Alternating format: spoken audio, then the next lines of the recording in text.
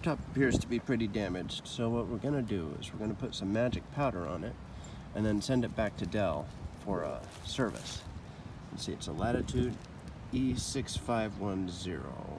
So we're going to use some magic powder, and we'll put that, let's see, let's put it in the middle of the keyboard. Just be like that, maybe. You think? You think that's a good amount?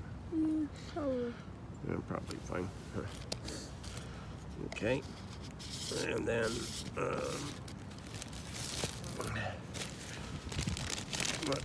now we're going to send that to Dell. Why don't you go ahead and stop that?